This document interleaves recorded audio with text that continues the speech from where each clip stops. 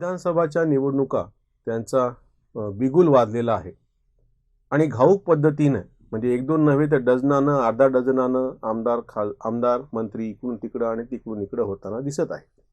सुरेश भटांच्या कवितेची एक ओळ फार सुंदर आहे. जेव्हा लढाईचा खरा डंका झडाया लागला, जो तो आपापल्या तंबूत दडाया लागला.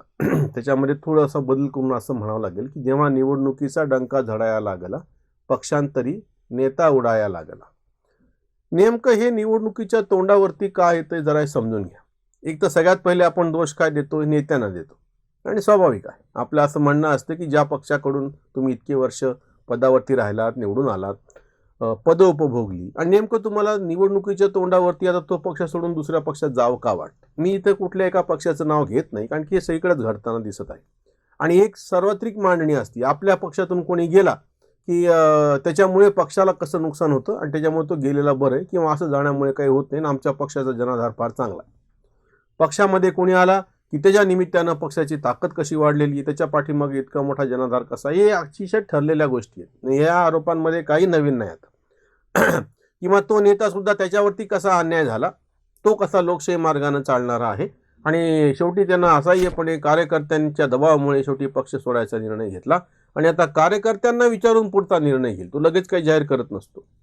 किंवा दुसरा एक ठरलेला मुद्दा असतो की जो आता स्वामीप्रसाद मोरे यांच्या निमित्तानं समोर येतो आहे की हे कसे ओबीसीचे नेते आहेत किंवा एका विशिष्ट जातीचं नाव घेतलं जातं, या जातीवर कसा अन्याय झाला आणि त्या जातीला न्याय देण्यासाठी म्हणून आता मी या पक्षातून त्या पक्षात कसं जात आहे, हे आपण वारंवार ऐकलेलं आहे. याच्यातली सगळ्यात पहिली आणि सगळ्यात महत्त्वाची गोष्ट किंवा सगळ्यात महत्त्वाची गुन्हेगार तुम्ही, आम्ही, आपण सगळे सर्वसामान्य असे मतदार आहोत. आपण जेव्हा ह्या लोकांना वारंवार मतदान करतो आणि त्यांना निवडून देतो, त्याच्यानंतरच यांना ही ताकद मिळते पक्षांतराची. समजा पक्षांतर करणाऱ्या नेत्याला सर्वसामान्य लोकांनी थारा दिला नसता, खरं तर तो मोठ्या प्रमाणात दिला जात पण नाही, काही थोडकी उदाहरणं सोडली तर ह्यांना असं करण्याची चुकूनही बुद्धी झाली नसती. आणखी हे सगळं चालू कशामुळं आहे? लोक मतदान करतात, तुम्ही निवडून येता, त्याच्यामुळे तुम्हाला पदं भेटतात, त्याच्यामुळे तुम्हाला अधिकार प्राप्त होतो, त्याच्यामुळे तुम्हाला सत्ता गाजवता येते. बबनराव पाचपुते या महाराष्ट्रातल्या नेत्याचं तर असं एक अप्रतिम उदाहरण आहे की त्यांनी सलग 5 निवडणुका 5 चिन्हावरती लढवल्या तरी ते जिंकून आले.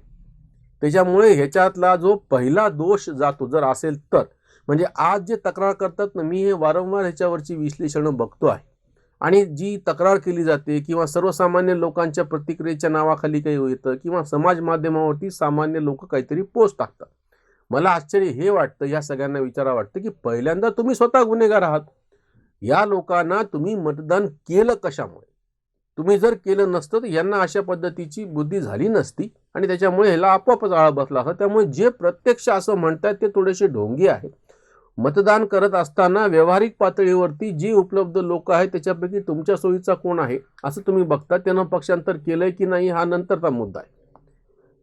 दुसरा ह्याच्यातला महत्त्वाचा मुद्दा आहे ज्याची दोन्हीची आपण चर्चा केली पाहिजे, ती अशी की पक्ष व्यवस्था ही अशी बळकट पद्धतीनं आम्ही अजूनही उभं करू शकलेलो नाही.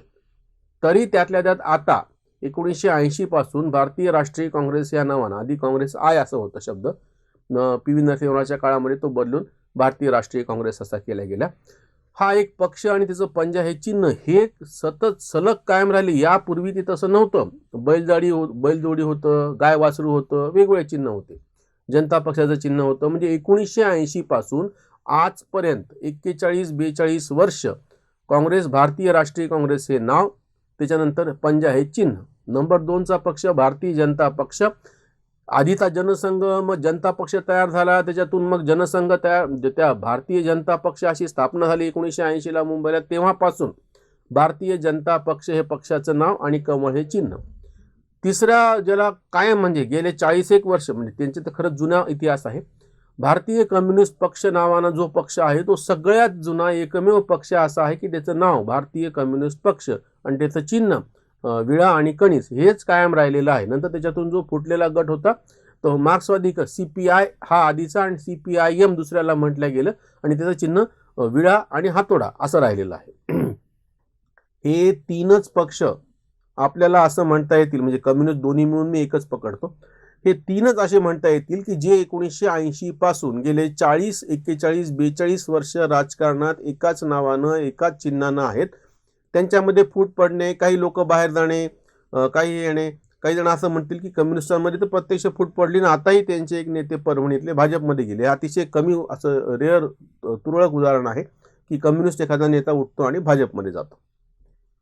पक्ष व्यवस्था आम्ही बळकट करू शकलेलो नाहीयेत. हे असे काही मोजके महत्वाचे मोठे पक्ष वगळता त्याच्यामुळे स्थानिक पातळीवरचा नेता तोच म्हणजे पक्ष असतो. पक्ष आहे, पक्षाची काही व्यवस्था आहे, पक्षाचं कार्यालय आहे, पक्षाचे नियमितपणे काम करणारे लोक आहेत आणि नंतर मग त्यांनी निवडलेला एक कोणीतरी निवडणुकीला उभं राहतो आहे. त्यांच्यामधून पहिले निवडणूक होते आहे, मग तो निवडणुकीला उभा राहतो, मग तो जिंकतो किंवा हारतो, पुढचा मुद्दा आहे.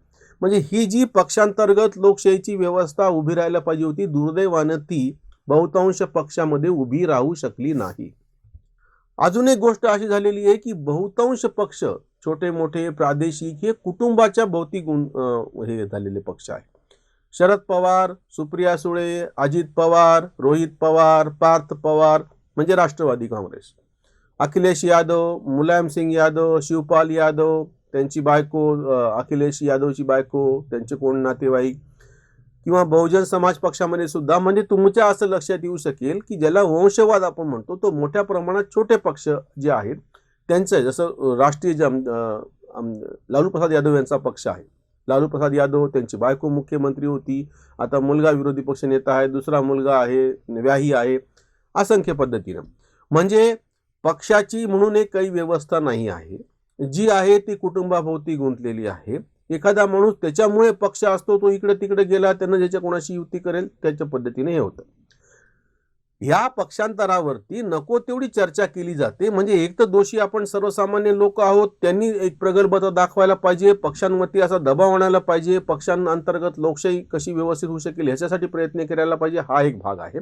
दुसरीकडून पक्षांनी सुद्धा आपली आपली काही एक व्यवस्था जर आपण नियमितपणे लावू शकलो नाही तर आपल्याला दीर्घकालीन सत्ता मिळवता येत नाही. काही काळापुरती काही व्यक्तींपुरते सत्तेचे फायदे होतात. आपल्याला असे छोटे मोठे खूप पक्ष माहीत आहेत, तेव्हाचे तेव्हा भूचत्रासारखे ते उगवले. त्या एखाद्या माणसाला कुठेतरी त्याचं पद दिलं जातं, विधान परिषदेवर आमदारकी दिली जाते, प्रत्यक्ष निवडून नाही आला तर मंत्रीपद दिलं जातं आणि तो असा आणतो की जो जणू काही राज्यभरातला, देशात जाऊ द्या, राज्यभराचा त्याचा कसा पक्ष आहे. आता महत्वाची गोष्ट इथे अशी येते की ही जी व्यवस्था आहे, पक्ष ही जर बळकट करणार नसतील, पक्षांनी करायला पाहिजे, पण सर्वसामान्य लोकांनी पण आता त्याच्यावरती प्रतिक्रिया द्यायला पाहिजे. म्हणजे लोकांचा एक दबाव विशेषतः पक्षाच्या काय म्हणता येईल त्याला बूथ लेवलच्या कार्यकर्त्याचा, केंद्र म्हणजे त्या प्रत्यक्ष मतदान केंद्राची जी त्यांनी आता रचना केलेली आहे त्याप्रमाणे त्या कार्यकर्त्यांचा दबाव पक्षावरती असला पाहिजे. पण मी एक वेगळी गोष्ट आवर्जून नजरेस आणू इच्छितो. आता प्रत्यक्ष उत्तर प्रदेशमध्येच निवडणुका चालू आहेत म्हणून 2014च्या लोकसभेच्या निवडणुकीत उत्तर प्रदेशमध्ये जे निकाल लागले त्याचा एक अर्थ अजूनही अभ्यासकांनी आणि ह्या क्षेत्रातल्या लोकांनी समजून घेतलेला नाही. भाजपाला 71, 72, 80 पैकी जागा मिळण्याचं कारण, एकूण स्वतःच्या 71 आणि 2 त्या आपणा दलच्या अशा 73 जागा मिळण्याचं कारण हिंदुत्व नाही. तो एक भाग असेल त्यांच्या काय ज्याला बेसिक वोट म्हणतो आपण, त्यांची मतं काय वोट बँक आहे त्याच्यासाठीचा गठ्ठा मतं. पण फार मोठ्या प्रमाणात छोट्या छोट्या अशा गटातटामध्ये जातीपातीचे नेते आणि विखुरलेला असा बजबजाट झालेला होता. त्याला एक उत्तर म्हणून सर्वसामान्य मतदारांनी की ज्याला त्याच्यामध्ये फारसं काही पडलेलं नसतं, भारतामध्ये नोंदणीकृत अशा 3,500-4,000 हजारच्या पुढे जाती आहेत. त्याच्यातल्याही प्रमुख म्हणले तरी त्यांची संख्या 1100-1200च्या पुढे जाती आणि प्रत्येक जातीचा एक प्रतिनिधी द्यायचं म्हणलं तर एक सुद्धा त्याला खासदार लोकसभेमध्ये येत नाही. आज जे विचार म्हणतात ना आम्हाला प्रतिनिधित्व नाही भेटलं, म्हणजे एखाद्या जातीच्या माणसाला प्रत्यक्ष पदावर बसवलं म्हणजे त्या जातीचं कल्याण होतं, हा जो भ्रम आहे ना हे सगळं ह्याच्या मुळाशी आहे. वास्तवामध्ये असं काहीही सिद्ध झालेलं नाही. दलित मुख्यमंत्री झाला, दलित महिला मुख्यमंत्री झाली म्हणजे उत्तर प्रदेशमध्ये दलितांवरचे अत्याचार कमी झाले नाहीत. बहुजन समाजाचे लोक पदावरती बसले म्हणजे प्रत्यक्ष त्या ठिकाणी बहुजनावरचे अत्याचार कमी झालेले नाहीत. आम्ही तर शेतकरी चळवळीमध्ये वारंवार असं म्हणतो की शेतकऱ्याचा पोरगा मंत्रालयात 6व्या मजल्यावरती जाऊन बसला तर धोरणाच्या केसानं बापाचा गळा कापायला कमी करत नाही. ही व्यवस्था त्याच्यामध्ये बदलायला पाहिजे. माणूस बदलून काही होणार नाही. उत्तर प्रदेशनी 2014, 2017 आणि 2019 3 निवडणुकांमध्ये असं स्पष्ट दाखवून दिलेलं आहे की याच्या पलीकडे जाऊन लोक मतदान करतात. भाजपाच्या वेगवेगळ्या ठिकाणी अपेक्षित नसलेले असे जाती समूहाचे लोक पुढे आले नेते म्हणून, आणि त्यांनी 5-5 वर्ष म्हणजे महाराष्ट्रामध्ये मराठा बहुसंख्य असताना सुद्धा दुसऱ्या जातीचा मुख्यमंत्री 5 वर्ष बसतो, किंवा गुजरातमधली पण अशीच गोष्ट आहे, किंवा हरियाणामधली पण अशीच गोष्ट आहे. तिथे तिथे ज्या ज्या जाती प्रबळ सांगितल्या जात होत्या त्याच्याशिवायचं नेतृत्व शांतपणे त्या ठिकाणी नेतृत्व करताना दिसून आढळलेलं आहे. त्याच्यामुळे हे जे कोणी आता मतं मांडतायत, जातीचे नावं घेत आहेत, जातीचे गट्टे सांगतायत, त्याला जातीचा नेता म्हणतायत, ते हे विसरतायत की हे जे काही तुमचे आधारक असलेले गणित होते हे लोकांनी 2014, 2017, 2019 3 मोठ्या निवडणुकांमधून उत्तर प्रदेशमधून पूर्णतः खोडून दाखवलेले होते. हे लक्षात न घेता परत जुन्याच पद्धतीनं, म्हणजे आताचा जो मतदार आहे तो असा जाती जातीत विखुरलेला नाही. त्याच्यामुळे जे कोणी नेते ह्या नावाने मी ह्या जातीचा आहे, या जातीचं तुम्ही, म्हणजे आता ते स्वामीप्रसाद मोरेचं तर हसायसारखं उदाहरण आहे की ओबीसीना न्याय दिला जात नाही कारण की हे स्वतः ओबीसी, तर मग स्वतः पंतप्रधान ओबीसी आहेत ना. पंतप्रधान ओबीसी आहेत, राष्ट्रपती दलित आहेत, उपराष्ट्रपती बहुजन समाजातले आहेत, लोकसभेचे सभापती, राज्यसभेचे उपसभापती सगळे तुम्ही बघा, हे सगळे ब्राह्मणेतर आहेत. म्हणजे जर तुम्हाला प्रतीक म्हणून दुसऱ्या जातीचा नेता एखाद्या पदावर बसलेला पाहिजे असेल तर तो वेगवेगळ्या ठिकाणी, बरं फक्त भाजपत नाही, वेगवेगळ्या पक्षांनी बसवलेला आहे, आणि विरोधी पक्षांनी सुद्धा उच्चवर्णीय त्यांचे नेते म्हणून बसवलेले आहेत. त्याच्यामुळे ही जी मांडणी केली जाते त्याच्या निमित्तानं पक्षांतर केले जातात, त्याची कारणं दिली जातात, ही अतिशय खोटी आहेत.